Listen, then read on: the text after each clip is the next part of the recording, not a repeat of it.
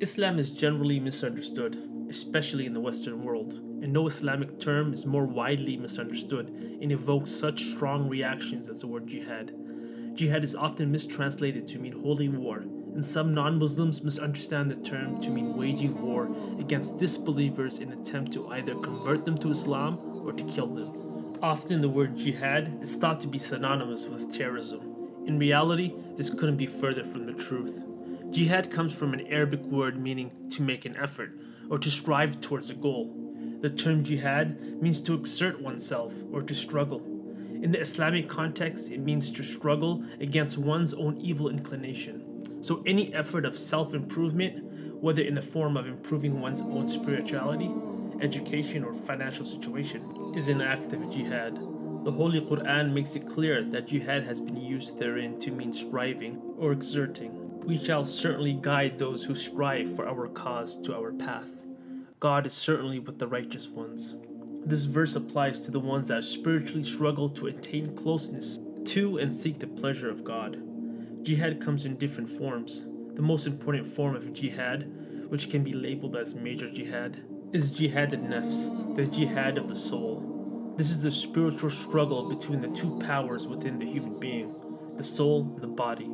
The soul is prone to becoming corrupt, with the corruption arising from within oneself, from external influences, or both. Verily the soul is inclined to evil. Quran 12:53. Islam expresses the importance of one to purify and to cleanse and to restrain themselves from submitting to their own sinful desires. They are expected to avoid acts of disobedience and are expected to perform acts of obedience which are pleasing to God. Islam expects their followers to give preference to their soul and to their conscience over their body and desires by striving to resist their desires and inner temptations. And whoever strives only strives for the benefit of himself. Indeed, Allah is free from need of the worlds. Islam places a great deal of emphasis on self-improvement, self-development, self-restraint, and self-control, shaping one's life in the best possible manner for one's own benefit and the benefit of society at large. This jihad is intended to purify the soul and involves struggling against greed for worldly purposes, arrogance, pride, envy, jealousy, hatred, hypocrisy, insincerity, vanity, narcissism, and other evil traits which Satan uses to lead mankind astray into destruction.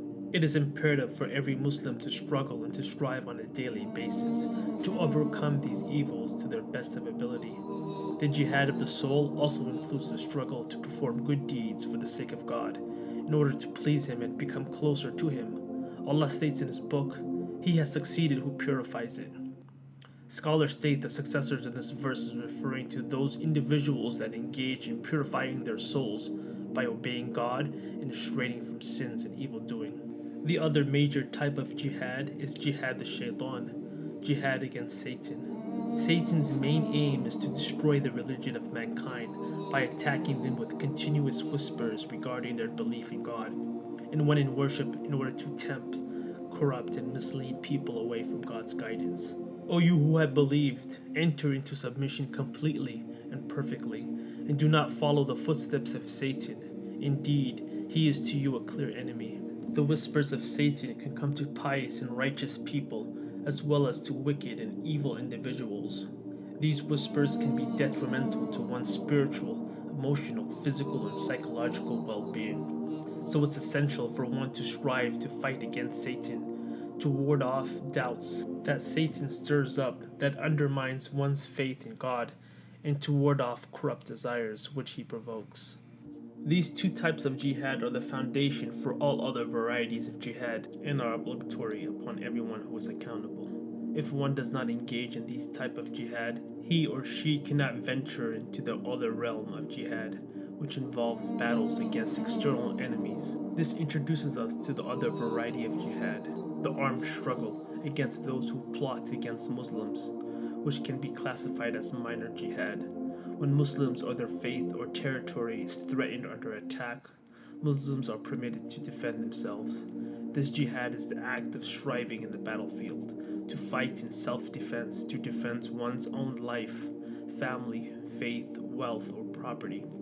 It also includes fighting against evil, operation, and tyranny to defend what is right and to combat oppression. This jihad is the effort and struggles to improve society. As stated earlier, jihad does not mean holy war. The Arabic word for holy war is harbun muqaddasa. The word jihad does not imply holy war, and the words holy war does not exist at all in the Holy Quran or in any authentic hadith sayings of the Prophet. In fact, the killing of innocent people, whether Muslim or non-Muslim, is totally condemned in Islam and is considered a major sin. Islam does not permit Muslims to fight against non-Muslims solely on the basis of their faith. Islam is a religion of peace, mercy, and forgiveness. No one can be compelled to accept Islam, this complete and comprehensive way of life. There shall be no compulsion in acceptance of the religion. The right course has become clear from the wrong. So whoever disbelieves in false deities and believes in Allah has grasped the most trustworthy handhold with no break in it, and Allah is hearing and knowing. It is a duty of Muslims to convey and establish the proofs and evidence of Islam to people so that they can be differentiated from falsehood. Islam is very clear in terms of its message and mission, both of which no one is compelled to accept. Whoever is not stubborn or arrogant in their acceptance will enter and accept Islam, and whoever chooses to reject the truth may do so as well. No one can threaten or harm anyone in any way because they choose not to accept Islam. In fact, if one is compelled to accept this faith, then he or she is not a true Muslim at heart. Additionally, Islam does not allow for the fighting of non-combatants. Military conflicts are to be directed against only fighting soldiers and not against innocent civilians. The acts such as those committed on 9/11, for example, are classified as a major sin in Islam and carry the death penalty. Whoever kills a soul unless for a soul or for corruption done in the land, it is as if he had slain mankind entirely. And whoever saves one, it is as if he had saved mankind entirely. It is forbidden for one to harm or kill oneself by any means. Suicide is a serious sin in Islam, and a state of disbelief and loss of faith that is condemned by the Quran. Do not throw yourselves with your own hands into destruction, and do good. Indeed, Allah loves the doers of good. Unfortunately, there exists a category of brainwashed Muslim youth who get drafted into misguided terrorist groups who believe that upon exploding themselves, they would die as martyrs and get sent directly to paradise. Quite the contrary, suicide in any form is condemned by Islam. If attacked, one is permitted to fight back in self-defense. Muslims should be strong in order to defend themselves and preserve their own lives. Permission to fight has been given to those who are being fought because they were wronged, and indeed, Allah is competent to give them victory. However, if the other party refrains from aggression and offers peace, then Muslims are expected to extend their hand for peace in return. And if they incline to peace, then incline to it and rely upon Allah. Indeed, it is He who is the hearing, the knowing. The first battle fought by our Prophet and his followers, called the Battle of Badr, was an act of defense against a group who plotted against and waged war against the Muslims. When fighting in defense, the Holy Quran warns Muslims not to exceed their military actions beyond the proper limits. Fight in the way of Allah those who fight you, but do not transgress. Indeed, Allah does not like transgressors. This type of fighting is permitted, as it is a lesser evil designed to rid the world of a bigger evil. It is committed with the purpose of enjoining the right and forbidding the wrong. It constitutes the acts of fighting to defend Islam rather than spread it. Islam has provided guidelines for fighting against the enemy in self-defense. Islam prohibits the killing of children, women, the elderly, the sick, monks in monasteries, rabbis, those who are sitting in places of worship, and the killing of any other non-combatant, even in a state of war and fighting. Islam does not allow torture of prisoners of war, mutilation, treachery, rape, cutting down fruitful trees, or the destroying of cultivated fields or gardens, or the destruction of property. Islam also does not allow the slaughter of cows, sheep, and camels except for food.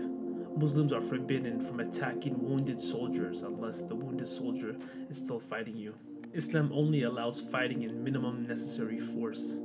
Some enemies of Islam take the text of the Holy Quran and Hadith out of context, claiming Islam promotes violence and terrorism, even though jihad has nothing to do with the damaging of oneself or society. Jihad remains a noble matter, a noble strike for the sake of God.